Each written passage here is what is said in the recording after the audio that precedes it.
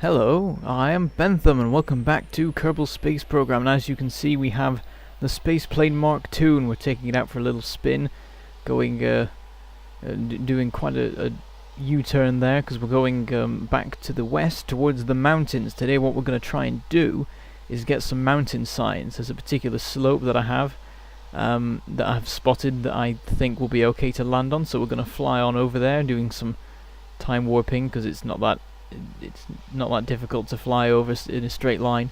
We're going to try and land on this slope and get ourselves some mountain signs, because otherwise we'll have to like land a lander on there and stuff like that. And I think this is a good next level test of the plane, see how good it is. So you can see we're coming in and trying to line ourselves up right, and then we come up on a slope, so I see maybe we'll be able to land on there, and then I decide to abort because we sort of run out of slope. And I spot another one just ahead of us, so I have a go at that. Bring us in, and then and the back's gone, and there's wings everywhere, and we activate the emergency abort and parachute down. So that didn't go so well.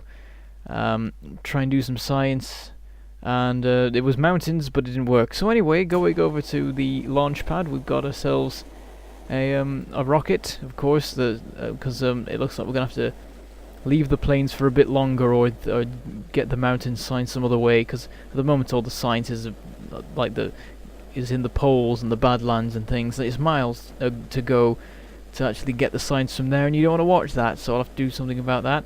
So anyway, you can see what we're launching here is this big thing with three rockets to it. You can see that the way I've done it this time is I've stacked an orange tank on top of each of those, the new fuel tank engine things, because they the power in them is ridiculous, and you can just stack another one on top and they still work absolutely fine. So still wasn't at full thrust for a lot of the time. Anyway, we're just getting ourselves up to apoapsis and get it so we can get into orbit. Shouldn't take too long. And once we're there, we'll throttle up, finish off the orbit, jettison that, and now we have the final craft. So what this is a refueler for the moon station, because we've used up not all of the fuel, but we've used up too much fuel to go down to the moon again without refueling. So of course that's what we're going to do today. So you can see I'm refining the maneuver there, getting it all in the right place, getting into position on the maneuver node. This craft is a little bit unwieldy to move because I think it's got an SAS unit, but then it's only got a electronic probe to actually control it, and of course it's very big, like nearly full orange tank, so I keep sort of wobbling all over the place when I'm trying to get it positioned right. Anyway, we're starting our burn towards the moon. What this basically is a revision of a previous version of this ship, which used two of the double grey tanks because I didn't have the orange ones at the time, and then we've also use some larger RCS tanks instead of, because I had like 8 of the smaller ones, and it's an absolute pain trying to get fuel in and out of those, so I've swapped it for 2 of the larger ones, and then we also have the one in the middle anyway, so that's all fine. This is basically, I think I've called this the Refueler 2, and then the previous one's the Refueler 1. Of course the Refueler 1 is still actually docked to the, you can see I tried to do some nice cinematics there of a sort. You get to watch the moon drift by while we get to the periapsis.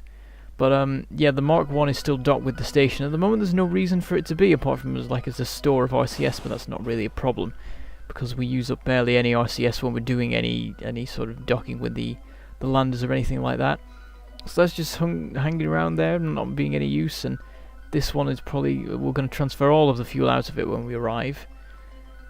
But anyway, we're starting our rendezvousing now. Well, the getting ourselves into vaguely the same position as the station. So you can see I'm bringing us in and getting the rendezvous things to spin round until they meet, and then after doing a little swing round, we can get into position. And there it goes, coming past. So we start modifying our movement relative to the station and everything, get ourselves moving towards it at quite a high speed as well. I get a bit panicked and sort of lose a bit of precision, but I get back on track and that's all fine. We're having to do it in the dark at the moment because that's just how it ends up working, because you always end up coming around the back of the moon. I have my lights trained on it, but the thing is, like, if I want to move around to be facing the right way. It's a bit difficult, and we're sort of on the complete wrong side of the station. So what I decided to do in the end is slow us down to a stop pretty much, and then bring us around to the daylight side so I can actually see what I'm doing, and that makes it infinitely easier. This is a problem that NASA doesn't have, which annoys me. NASA should have this problem if I do. Of course, they don't rendezvous the way that you do in Kerbal Space Program. They have lots and lots of computers to do that sort of thing. When someone tries manual docking, it can end quite badly. There was an accident on the Mir station where they found that there was like the two different means for guiding a craft in were interfering with each other, so you can only use one at once. And they decided to pick visual and not telemetry, and then they ended up flying too fast, and then some of the engines stopped working, and then they ended up crashing the supply ship into their own station, which was interesting. One of the modules depressurized, and I don't know if they ever fixed that. But anyway, we finally got ourselves docked to the moon station, so we start transferring all of the fuel over. The first thing I do is fill up the main lander. Of course, the two landers are exactly the same, but that's the one that we've been using for all of the landings so far. And then once that's filled up, we put it all into the main tank. You can see the perspective shifts because it follows the center of mass. But anyway, what we do now is we disconnect the Mark I refueler and start doing some maneuvering with that. Of course, it's still full of RCS, so we can use that to move around. What we're doing is swinging ourselves around here and coming towards the back of the refueler Mark II. We're targeting it, and then once we're in position, which is fairly easy because this thing weighs nothing with all the fuel gone, and we bring it in and dock it to the refueler Mark II. And then what we do is we disconnect the two, and so now we have a combination of these refuelers just sat here, and they've got no fuel in them, but they've got tons of RCS. So what we do now is start decelerating with it, and what we're going to do is crash this into the moon to keep the moon tidy. Now, if this was real life, what we would do is drop some seismometers onto the moon to measure the effect on the surface of the collision, but of course this isn't real life, so we don't care. We're just crashing this into it to keep it out of the way and to sort of look cool. But keeping it out of the way isn't really a problem. You're never going to hit something else of yours in orbit, but you feel better if you keep space tidier. So you can see I'm trying burning the entire RCS stock and seeing how much it slows us down. And once we finally get it done, when we're already more than halfway down to the surface, well, once we're done, we're nearly going straight down.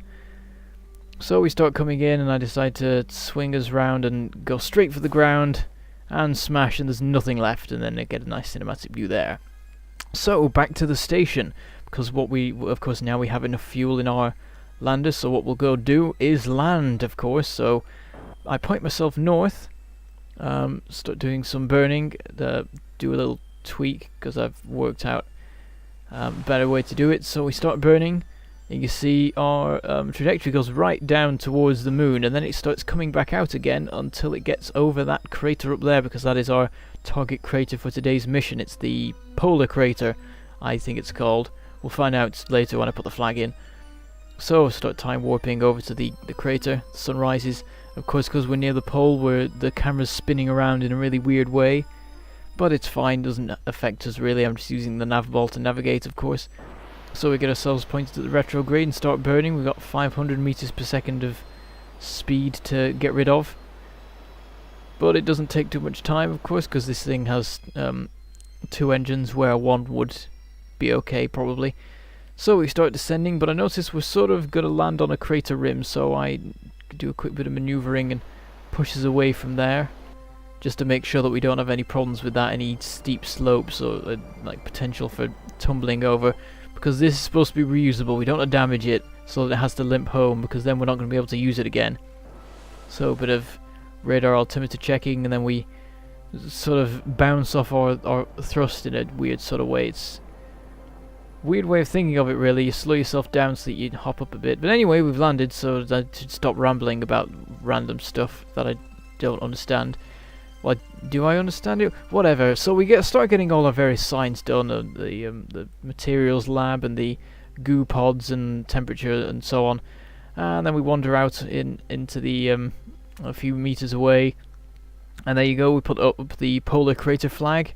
We've got our bits of science done, EVA reports, and surface sample, we get some transmission done of what can be transmitted without any loss of scientific value, and then we hop back up into the sky, or whatever you call it, on the moon, the not ground, and start making our way back. And of course, we're on a sort of wonky angle, but the best way to do it in this, when you're trying to get back onto a normal plane, is to just burn at the 90 degree like you would normally do. And then, of course, the apoapsis is a bit closer to the equator, so you can sort of adjust your orbit a bit, just when you're getting up into an orbit thing. But anyway, what I'm doing is combining the moving back onto the plane with moving our orbit out to meet the station, because of course that's the efficient way to do it. And I am a little bit worried about the fuel, actually, because at the end of the once when we landed, we had less than half our fuel, and of course you would expect to use as much fuel to get back up, but not quite the case, because getting back up is usually a lot more efficient, because you do all the burning at the exact most efficient points, whereas doing that with landing is actually very dangerous. It's called a suicide burn, and that's because there's a very possible chance that you'll die unless it's extremely carefully calculated, which Kerbal Space Program is not. But anyway, we were finishing off rendezvousing with the station. I have a little bit of problems with the maneuver node. I was trying to get it so that we would meet the station in one more burn, but in the end I gave up on that and decided to just do a burn when we sort out the plane, and then once that is done we'll do a burn to actually rendezvous with the station, and that'll be easy enough. So we swing around a bit so that we're as near as possible to the station in our orbits, and then do some adjustment to get the markers to match up. Get down to 1.7, well, we got down to 1.6 and then back up to 1.7. That usually happens where you find the lowest point, and then the only way you know it's the lowest point is that you keep going and find it's going higher again. Anyway, here we come, doing some burns to get ourselves going right, and we sort of overdo it a bit and end up flying past, but it's not too much of a problem. Get ourselves back in the right way, and of course this is a nighttime docking again, as they always end up seeming to be.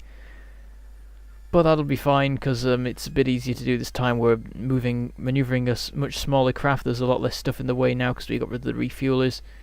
So it's easy enough using the RCS to bring ourselves in. Switch the lights on, but of course they face down because it's a lander. So we get back into position. I switch the lights off and move ourselves in. And we dock, eventually, after a bit of wobbling around. So I start processing and transmitting all of the science and so on and so forth.